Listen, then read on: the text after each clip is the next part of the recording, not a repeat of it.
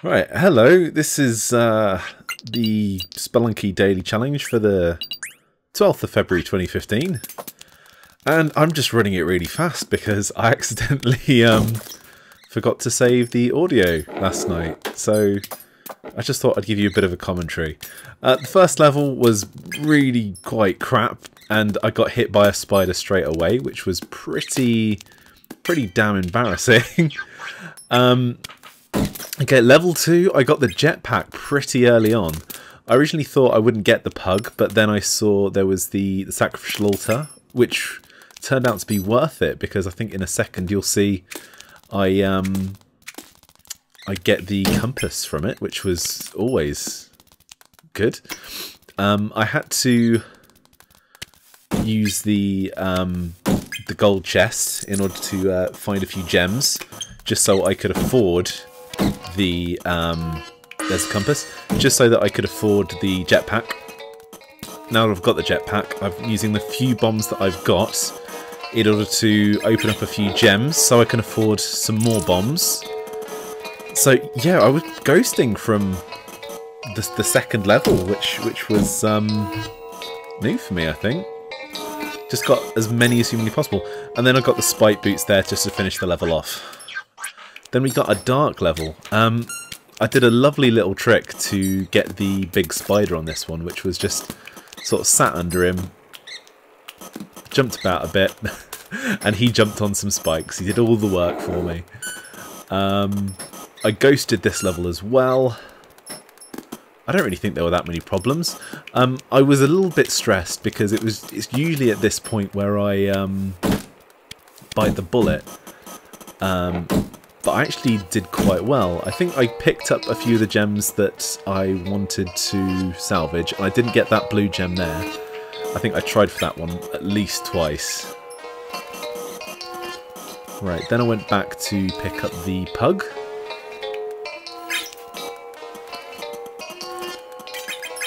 Got all the gems.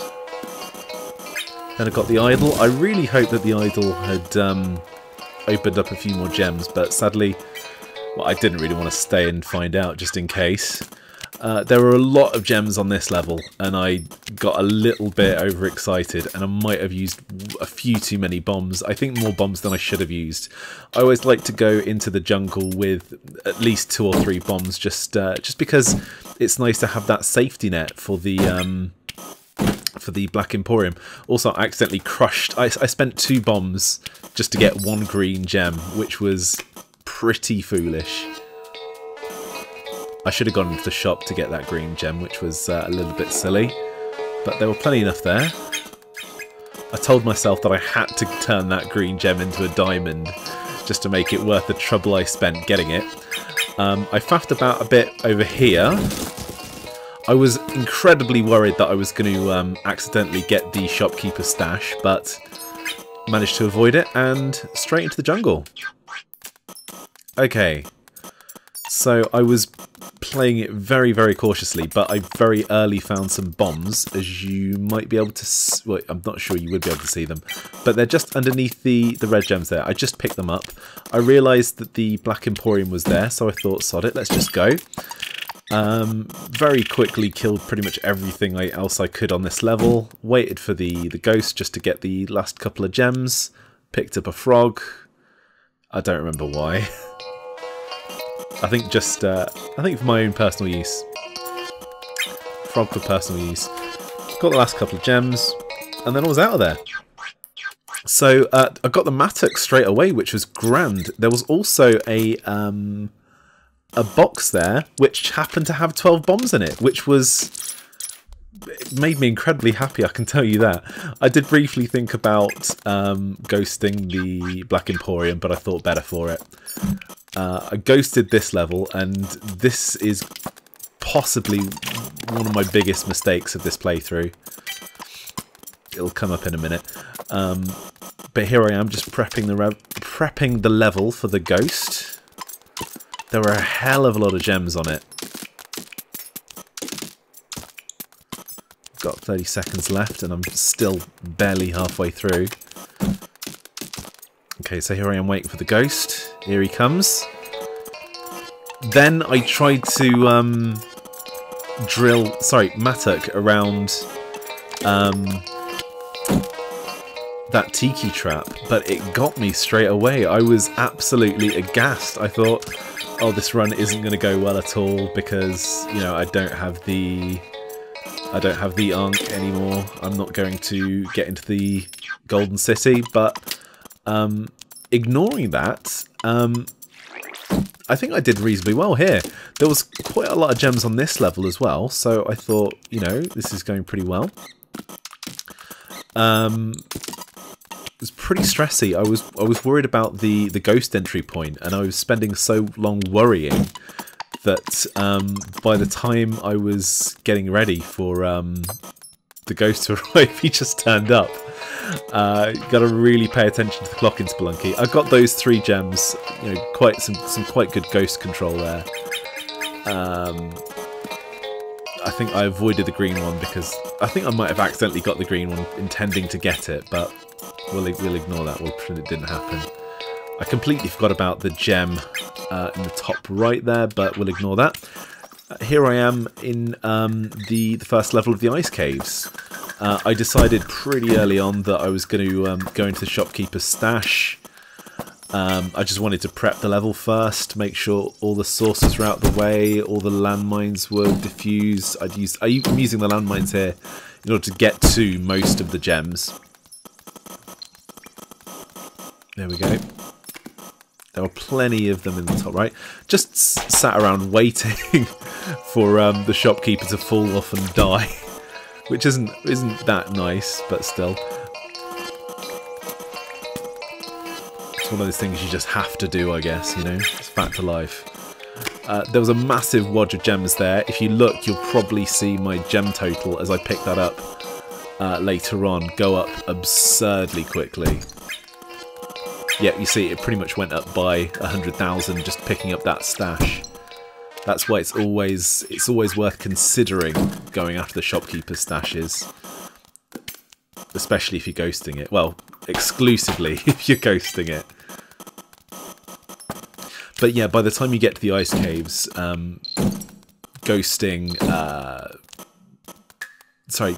stealing from the Shopkeeper isn't as much as a big deal because they usually just fall off on the ice caves, and by the time you get to the temple, the Shopkeeper will usually die by Tiki Trap or occasionally by Anubis.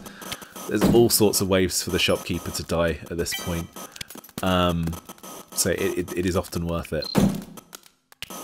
There's me advocating murder like an absolute arsehole. Right, here I am waiting for the ghost again, using the ropes because it's sort of easier to control the ghosts when you've got that rope there. It's sort of like having a volume slider. You can turn him up and down really easily. You don't have to worry about sort of floating around, which is what you do quite a lot when you've got the jetpack.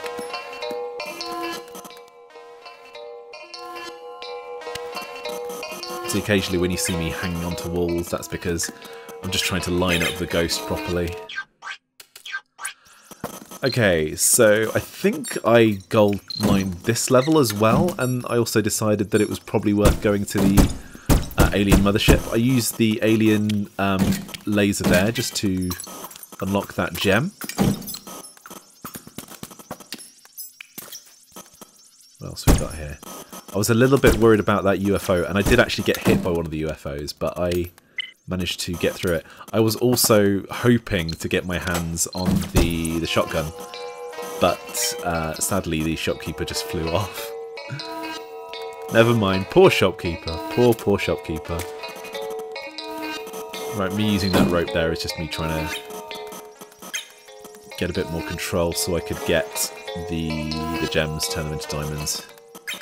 I've still got one left over there on the right. I think I'm probably going to go and get it now. Yeah, so I head all the way over to the right. Use the ropes for stability, essentially.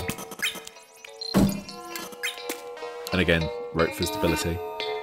It means you don't have to worry so much about controlling. You just wait there on the rope for the ghost. A not really much to report about the mothership. It went really well. I even managed to rescue the pug, and I never rescue the pug from the mothership. Some nice controlled bombs. I think I even managed to ghost it, and I ghosted it pretty well. 2 hits, and the alien queens were dead, just killing the psychic commander there. I don't remember what they're called. The shopkeeper's dead at this point. I did think about getting the shotgun, but I also thought, sod it, I'm going to get the plasma cannon because it's the plasma cannon. Also, one of the gems, I think the red gem that's just sat there on the left, I just decided against getting because it was getting a little bit late, and I was playing for upwards of about an hour at this point, and I thought, sod it, I'd probably just best get out of here. Right, so here's me going back into the ice caves for one last level. I don't think I ghosted this. I may have done. I honestly don't remember. No, I must have done, because there are quite a few gems. I think I would have still done them. I scratched my nose at that point. I remember that. Here's me waiting for the ghost.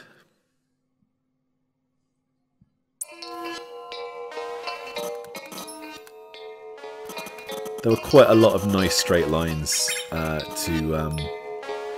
so I didn't have to worry too much about control for the ghost, which was a good thing. Yep, straight up, got both of them.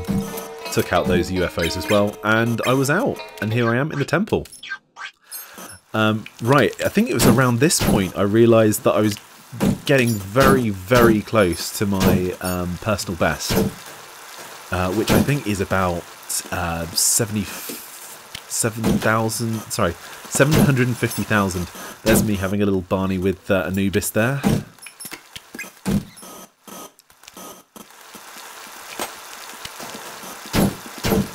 Right, I took out Anubis with one hit, and I realised that the shopkeeper was next.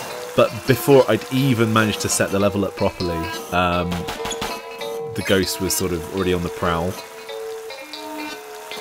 I was really, really paranoid about so much. There was the lava pit. I think there was, yeah, down at the bottom row, there was still a block that was set up to kill me. I was stressed out about the ghost at that point. I was sort of thinking about setting up the shopkeeper's stash. I think this is the point. Yeah, this is the point where I do the shopkeeper's stash. Grab the pug. That's the ghost converted the stash. So you'll see me rocket into the 800,000s at that point. I think at this point I'm just grabbing whatever else I can and just getting out of here, because I honestly don't think I could keep a hand on the controller properly. I was just so jittery. The next 2 levels, I think I just raced through, just thinking I really need to just finish this game now, just for bragging rights. I was completely stumped for a second there. I thought that that stomp block was going to kill me, but managed to avoid him. Got down into the end of the level quite easily. Got the pug out, which was great. Thought, oh, let's see what's in that chest, and it was some spike shoes, of which I already had loads. Then I heard the ghost, and I thought, sod it, let's have a bit of fun. And then I thought, no, let's just get out of here. Right, this level just presented so many hazards from the get-go. I think I just ignored the pug for the most part. And as I carried on, I thought, you know, there are still quite a few decent gems that I could get really easily, and the shopkeeper's dead, which is grand. So I'm going to set things up a little bit and wait for the ghost.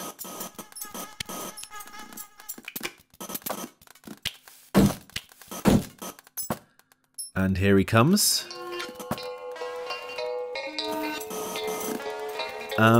Just grabbing what I could and then getting out of there, I think. Grab the plasma cannon and we're done. We're on Olmec's lair.